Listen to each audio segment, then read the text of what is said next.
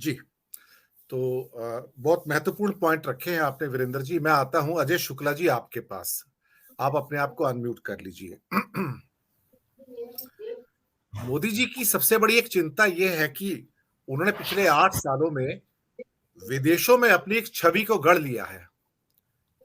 अब बीबीसी की डॉक्यूमेंट्री हिंदुस्तान में रिलीज हो ना हो उससे कोई फर्क पड़ता नहीं, क्योंकि हम सब उससे वाकिफ हैं।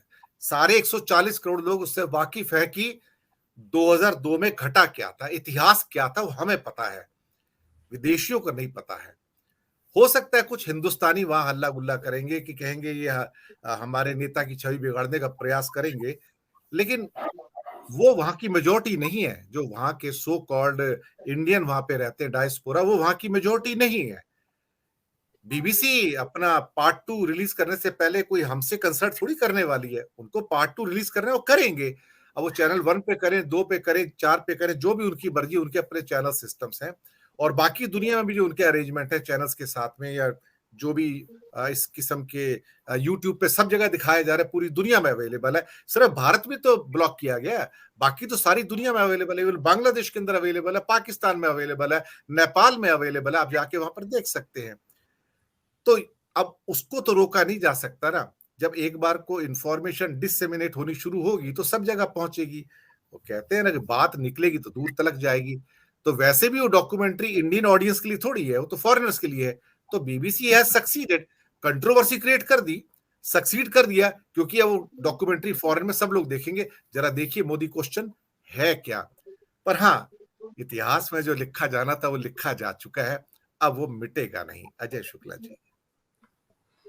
देखिए, निश्चित रूप से अब जब हम अभी लेटेस्ट डाटा को देखते हैं तो अमेरिका ने जो अभी रिपोर्ट दी उसमें मेन स्ट्रीम मीडिया का जो परसेंटेज है वो कम हो गया है और ओटीटी प्लेटफॉर्म या डिजिटल को ज्यादा हो गया है।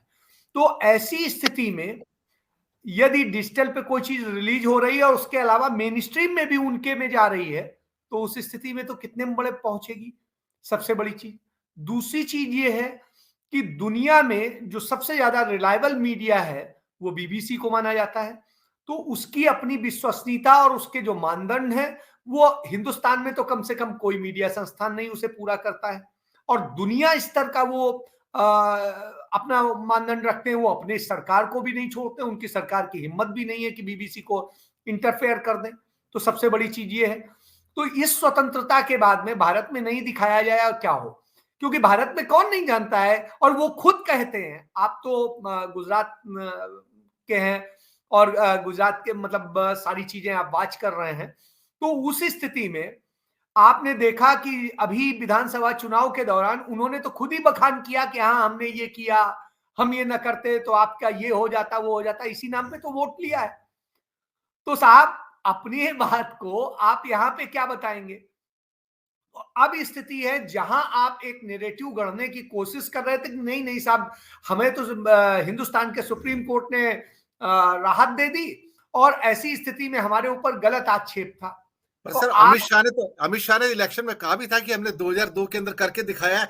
आपको मैं पता मैं, है मैं हमने क्या किया वहां पर? वो तो उनके शब्द तो बड़े क्लियर थे उस मामले में। बिल्कुल मैं वही वही कह रहा हूं कि वोरा साहब आप देखिए, आप तो 35 साल आप आईएफएस ऑफिसर रहे हैं, आप सॉरी आईआरएस ऑफिसर रहे हैं, आपने सारी चीजें देखी हैं कि किस तरीके से है। तो आप ये जानते हैं कि जो हालात हैं और जो चीजें हैं और इंटरनेशनली भी आपने समझा है। तो उस स्थिति में आप देखिए कि जो चीज ये वहां पेश करना चाह रहे थे उसको तो उसने तोड़ दिया और उन डॉक्यूमेंट्स को अपनी डॉक्यूमेंट्री में दिखा दिया, बता दिया, जो साहब आपने सुप्रीम कोर्ट से हाइड किए और जो इन्वेस्टिगेटिंग एजेंसीज ने हाइड किए। तो ऐसी स्थिति में तो साहब इतिहास तो आपका लिख दिया गया और इतिहास की सिर्फ हिंदुस्तानी इतिहासकार तो नहीं उसको प्रमाणित कर सकते हैं, क्योंकि हिस्ट्री चाहे जहां की लिखी जाए उसे इंटरनेशनली आपको प्रूव करना होता है। तो एक देश या एक वो तो प्रूव नहीं कर सकता है, उसमें तो दुनिया भर के जब बैठते हैं और उसमें समीक्षा होती है, एक एक तथ्य होता है। तो आपके कह देने से थोड़ी ना हो जाएगा। जेएनयू की वीसी बैठ के यदि ये कह देंगी कि इतिहास जो है तथ्य के उससे हो गया, तो ऐसे तो नहीं चल जाएगा।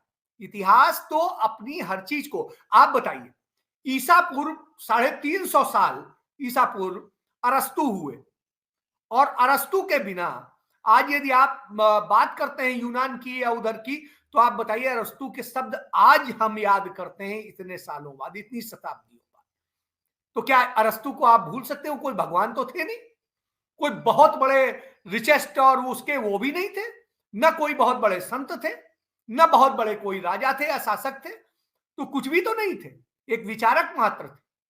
लेकिन उनके लिखे शब्द कोट किए जाते हैं। क्या आप फ्रांस की क्रांति पे जब चर्चा करेंगे तो रूसों को आप वो कर सकते हैं? दुनिया की उस क्रांति का नजीर दी जाती है, उस क्रांति को आप भूल सकते हैं? तो इतिहास कोई बदल सकता है? इतिहास बदल सकता है क्या? आप कार्ल मार्क्स को भूल सकते हैं क्या? ना चाहते हो, आप ना पसंद करते हो, आप बिल्कुल मत पसंद करते हो या खूब पसंद करते हो, क्या आप हिटलर को जस्टिफाई कर सकते हैं? आज जिस जर्मनी को हिटलर ने बिल्कुल इसी स्टाइल में एक नाजी जर्मन बनाया था, आप बताइए कि जर्मन में किसी जर्मन नागरिक से आप हिटलर का नाम ले दीजिए, वो आपको शायद थप्पड़ मार दे, उसकी प्रशंसा कर दे। तो जब उसी के देश में उसकी प्रशंसा नहीं हो रही है, हम यदि प्रशंसा करते हैं तो हमसे बड़ा मूर्ख कौन हो सकता है? तो दुनिया में शायद हम ही अकेले हो सकते हैं जो प्रशंसा करेंगे, और हम भी नहीं। हिंदुस्तान के, यदि हिंदुस्तान के आंकड़े देख लें, भारतीय जनता पार्टी का भारत के इतिहास में आरएसएस और उन सबका सबसे बड़ा जो प्रदर्शन रहा है, या कोई भी जो भी गैर कांग्रेसी हो रहा हो, सबसे बड़ा शानदार प्रदर्शन रहा है वो 2019 में रहा। और 2019 में भी कितना था? 38%। मतलब 62% लोगों ने नरेंद्र मोदी के खिलाफ वोट किया है। तो हुजूर हिंदुस्तान भी आपको स्वीकार नहीं करता। कि पूरा वोट कहीं यूनाइट हो जाता तो उस स्थिति में तो आप कहीं होते ही नहीं। चलिए पूरा भी नहीं होता, 40% हो जाता तब भी आप नहीं होते, 39% हो जाता तब भी आप नहीं होते। तो साहब इसका मतलब है हिंदुस्तान भी आपको नहीं स्वीकारता है। आपकी एक विचारधारा है जिसका वो चल रहा है, आप डर दिखा करके कर रहे हैं, और डर दिखा करके आप चाहे जितना बदलने की कोशिश करें, वैश्विक मंच पर आप नहीं कर पाएंगे।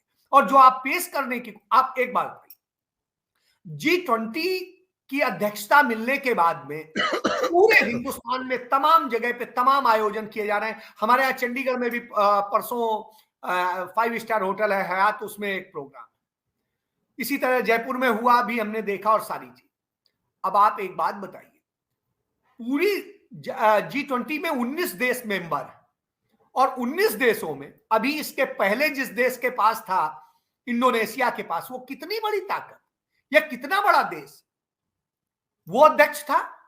वो तो रोटेशनली मिल रहा है ना एक साल, कि जो कंट्री होस्ट करता है उसे मिलता है। आप एज ए इंडिया को रोटेशन के हिसाब से पहले मिलना था।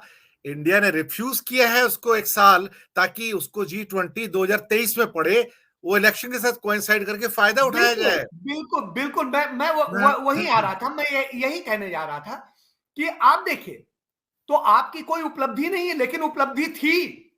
पंडित नेहरू ने, जब रसिया और अमेरिका के बीच में इतना हैवी वार चल रही थी, और उस दौर में पंडित नेहरू ने जब गुटनिरपेक्ष आंदोलन को खड़ा किया और गुटनिरपेक्ष देशों का जो संगठन बनाया, उस संगठन में 125 देश, इवन 126 देश भारत के पीछे, पंडित नेहरू के पीछे खड़े थे। और पंडित नेहरू 1964 में निधन तक वो उसी के प्रमुख रहे, और आप देखिए उनको कोई बदलने की हिम्मत नहीं कर सका।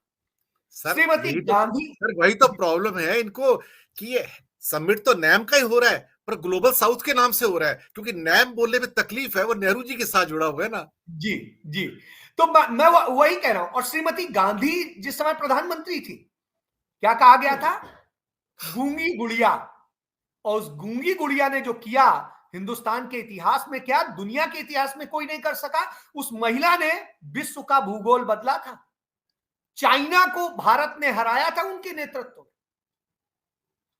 तो पहली बार पंडित नेहरू के समय में जो एक हार हुई थी, अपने बाप के समय का बदला उस महिला ने लिया था। जी बिल्कुल। और इसी में एक और लाइन बस जोड़ के मैं खत्म करूंगा कि आप देखिए, पाकिस्तान के 2 टुकड़े किए, सिक्किम को चीन से छीन के भारत में मिलाया, ये इंदिरा गांधी में ही बूता था, और इंदिरा गांधी में ही बूता था। उस समय की सबसे बड़ी ताकत रिचर्ड निक्सन को उन्होंने क्या कह के एक प्रकार से मुंह पे थप्पड़ मारा था, कहा था 7वां नहीं 17वां बेड़ा भेज दीजिए, हम आपसे डरते नहीं है और हम करके रहेंगे, और करके दिखाया था। आज हम झुके घूमते हैं, दूसरे देशों के राष्ट्राध्यक्षों से जबरदस्ती गले पड़ने की कोशिश करते हैं। इंदिरा जी कभी चाहे चीनी हो या कोई भी हो, हाथ जोड़ के नहीं मिली, वो